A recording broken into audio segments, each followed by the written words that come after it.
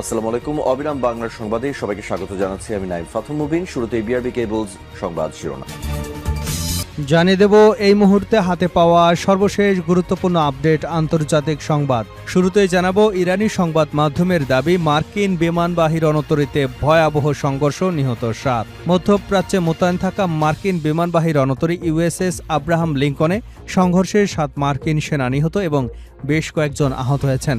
সামরিক সূত্রের বরাতে ইরানি সংবাদ মাধ্যম এ দাবি করেছে। এবারে জানাবো মার্কিন ইসরায়েলি আধিপত্যের বিরুদ্ধে সর্বোচ্চ নেতার নির্দেশনা বাস্তবায়নে অঙ্গীকার আইআরজিসির। মার্কিন এবং ইসরায়েলি আধিপত্যের বিরুদ্ধে লড়াইয়ে ইরানের সর্বোচ্চ নেতা আয়াতুল্লাহ সাইদ মোস্তফা খামেনির নির্দেশনা বাস্তবায়নে সর্বাত্মক প্রচেষ্টার অঙ্গীকার করেছেন ইসলামিক রেভলিউশনারি গার্ড কর্পস নতুন প্রধান মেজর জেনারেল আহমেদ ওয়াহিদি। জানাবো ট্রাম্পকে হত্যায় ইরানের ষড়যন্ত্রের খবর ইসরায়েল ছড়িয়েছে। সন্দেহ তুরস্কের।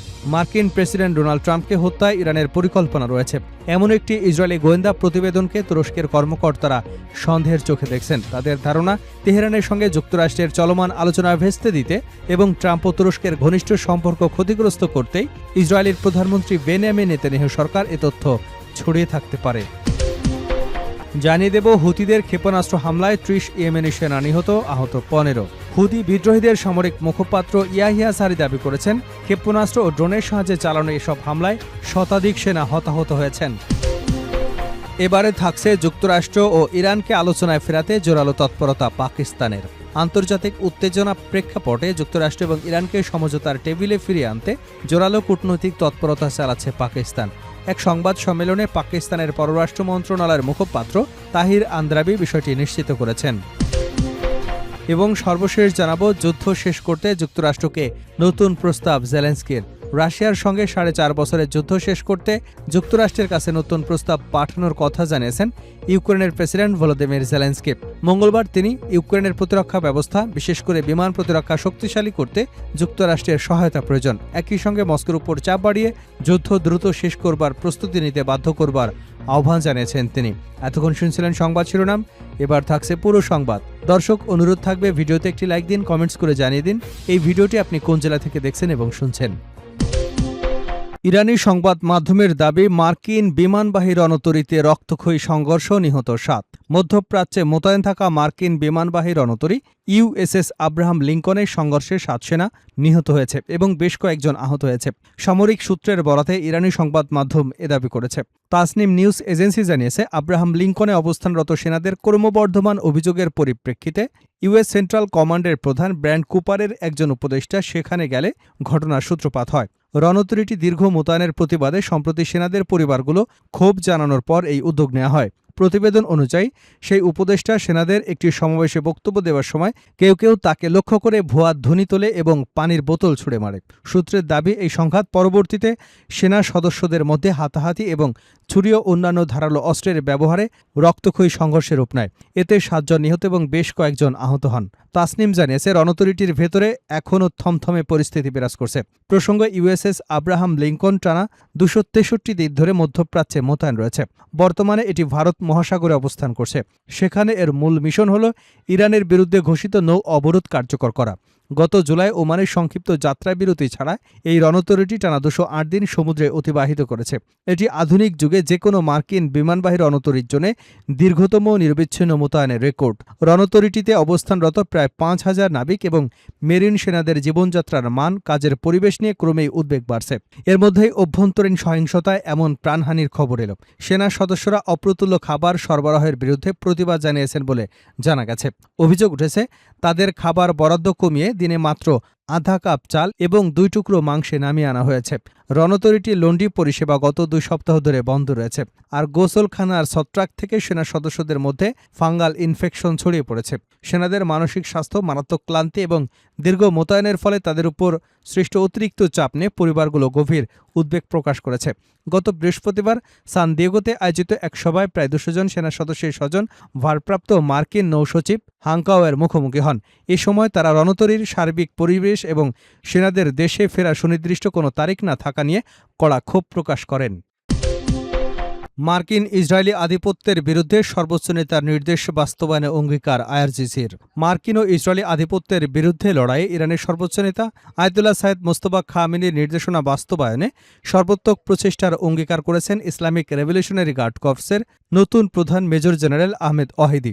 মঙ্গলবার ইরানের সশস্ত্র বাহিনীর চিফ অব স্টাফ হিসেবে নিয়োগ পাওয়া মেজর জেনারেল আলী আবদুল্লাহিকে অভিনন্দন জানিয়ে দেওয়া এক বার্তায় তিনি এ অঙ্গীকার করেন। আলী আবদুল্লাহি নিয়োগকে তার দক্ষতা, যোগ্যতা, বিশেষ জ্ঞান এবং বিশেষ করে প্রতিরক্ষা ও নিরাপত্তা ক্ষেত্রে বাস্তব ও সামরিক সক্ষমতার স্বীকৃতি হিসেবে উল্লেখ করেন ওয়াহিদি। তিনি বলেন, সশস্ত্র বাহিনীর বিভিন্ন শাখার মধ্যে সমন্বয়, পরিকল্পনা ও সহযোগিতায় চিফ অব স্টাফের কৌশলগত ভূমিকা অত্যন্ত গুরুত্বপূর্ণ।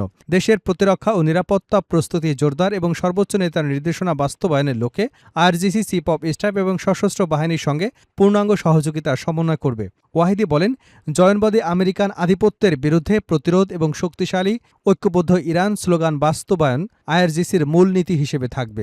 এছাড়া পৃথক এক বার্তায় ব্রিগেডিয়ার জেনারেল কিউমার্স হায়দারিকে ইরানের সশস্ত্র বাহিনীর ডেপুটি চিফ অব স্টাফ হিসেবে নিয়োগ দেওয়ায় অভিনন্দন জানান ওয়াহিদি। ওই বার্তায় তিনি বলেন, ইরানের সশস্ত্র বাহিনীর প্রতি সর্বোচ্চ নেতার অন্যতম নির্দেশনা হল দেশের প্রতিরক্ষা ও নিরাপত্তার সক্ষমতা বাড়ানো এবং বাহিনীর সদস্যদের মানসিক এবং আধ্যাত্মিক দৃঢ়তা শক্তিশালী করা। ট্রাম্পকে হত্যায় ইরানের ষড়যন্ত্রের খবর ইসরায়েল ছড়িয়েছে সন্দেহ তুরস্কের। মার্কিন প্রেসিডেন্ট ডোনাল্ড ট্রাম্পকে হত্যায় ইরানের পরিকল্পনা রয়েছে এমন একটি ইসরায়েলি গোয়েন্দা প্রতিবেদনকে তুরস্কের কর্মকর্তারা সন্দেহের চোখে দেখছেন। তাদের ধারণা, তেহরানের সঙ্গে যুক্তরাষ্ট্রের চলমান আলোচনা ভেস্তে দিতে এবং ট্রাম্প ও তুরস্কের ঘনিষ্ঠ সম্পর্ক ক্ষতিগ্রস্ত করতে ইসরায়েলি প্রধানমন্ত্রী বেনিয়ামিন নেতানিয়াহুর সরকার এ তথ্য ছড়িয়ে থাকতে পারে। মধ্যপ্রাচ্যভিত্তিক সংবাদ মাধ্যম মিডল ইস্ট আইয়ের প্রতিবেদনে এমন চাঞ্চল্যকর তথ্য উঠে এসেছে। সংশ্লিষ্ট সূত্রের বরাতে প্রতিবেদনে বলা হয়, গত 8 জুলাই দুপুর 2টার দিকে সাংবাদিকরা জানতে পারেন তুরস্কের নিরাপত্তা বাহিনী আঙ্কারা বিমানবন্দরে অস্বাভাবিকভাবে অতিরিক্ত সেনা সদস্য মোতায়েন করেছে। সেখানে তখন মার্কিন প্রেসিডেন্টকে বহনকারী এয়ারফোর্স 1 উড়োজাহাজটি অবস্থান করছিল। 7 ও 8 জুলাই নর্থ আটলান্টিক ট্রিটি অর্গানাইজেশনের সম্মেলনকে কেন্দ্র করে আঙ্কারা কার্যত নিরাপত্তা বেষ্টিত ছিল। বিভিন্ন সড়ক বন্ধ করে দেওয়া হয়েছিল, ফুটপাতও ছিল নিয়ন্ত্রিত।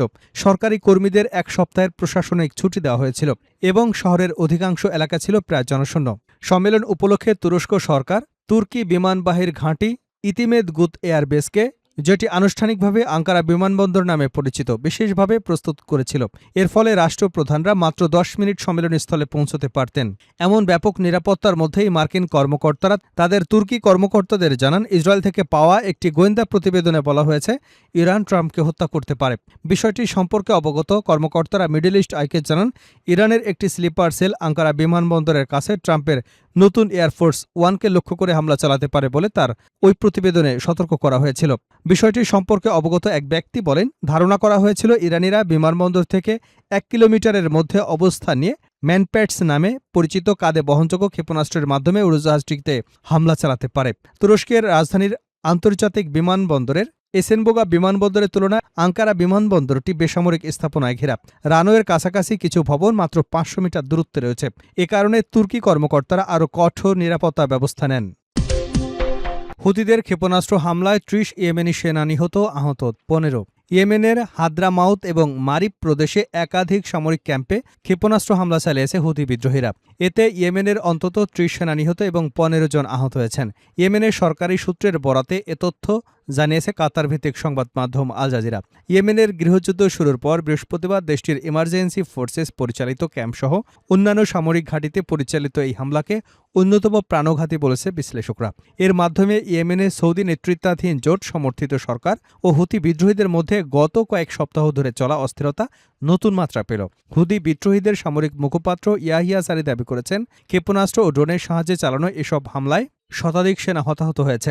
ইয়েমেনের সামরিক বাহিনী এ হামলার সত্যতা স্বীকার করেছে। এসব হামলাকে হুতিদের বিরুদ্ধে ইয়েমেনি বাহিনীর অভিযানের প্রতিশোধ হিসেবে বর্ণনা করেছে। সামরিক সূত্রগুলো জানিয়েছে, মারিবের উত্তরে আল জাওব প্রদেশ থেকে হুতিরা 8টি ক্ষেপণাস্ত্র নিক্ষেপ করে। এসব হামলা হাদ্রামাউতের আল থিনিয়া এবং আল আবদ এবং মারিবের আল রুক এলাকাকে লক্ষ্য করে চালানো হয়। সংশ্লিষ্ট সূত্রগুলো আরও জানায়, হতাহতের সংখ্যা আরও বাড়তে পারে বলে আশঙ্কা করা হচ্ছে। টানা 4 বছরের আপেক্ষিক শান্তির পর সম্প্রতি ইরান সমর্থিত হুতি ও সৌদি নেতৃত্বাধীন জোট সমর্থিত সরকারি বাহিনীর মধ্যে লড়াই আবার তীব্র আকার ধারণ করেছে। হুতিরা সৌদি আরবের বিরুদ্ধে এক সামুদ্রিক অবরোধের ঘোষণা দিয়েছে। এরপর থেকে লোহিত সাগরে নিয়মিত সৌদি সংশ্লিষ্ট জাহাজকে লক্ষ্য করে হামলা চালাচ্ছে তারা।